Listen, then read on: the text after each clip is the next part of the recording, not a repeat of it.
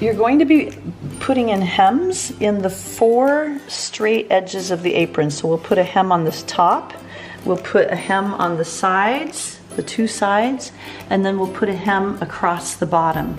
Notice you won't be putting a hem on the curved edges here, because that's where we'll put the bias tape casing so that your cording can go in there. Okay, to first make your hems, just like you did with the top of your pocket, although the direction is a little different this time. You're going to press 1/4 of an inch across the top edge. So hold it down. And then keep moving your seam gauge ruler across. And press it under 1/4 of an inch all the way across. Then for the second time, you're going to go to 5/8 of an inch or 1.5 centimeters on your seam gauge ruler. And this time, instead of folding it back to the front, you're going to go to the wrong side again.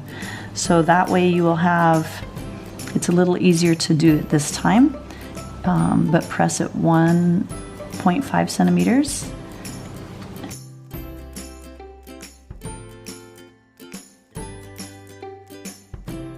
And then you're going to put pins, put 3 pins across the top, 1 in the middle to hold that crease down. And actually, if you put your pin about 1/8 of an inch or 2 or 3 millimeters from the edge, that will help guide you for where you're actually going to be stitching. And then put a pin on each end. And then when you stitch that down, you'll be stitching from the wrong side of the fabric, but let's go sew that down.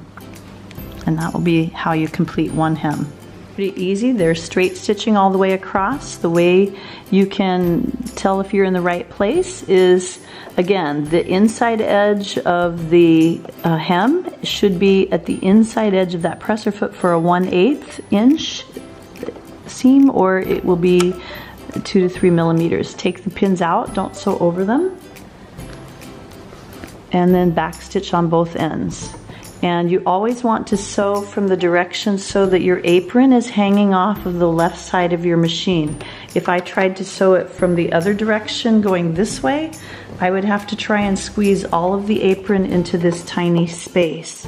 So you want to make sure that you're always sewing with your apron project hanging over the edge of the machine on the left side like that. So let's hold that down.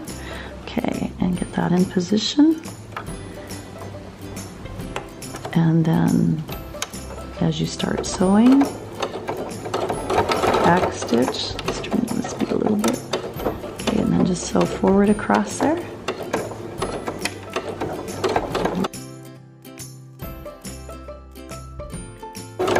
Always remember to take out your pins before you get to them. Don't sew over them. And when you get to the end, you want to back stitch and then go forward again. And you're going to repeat the same procedure for all of the other hems.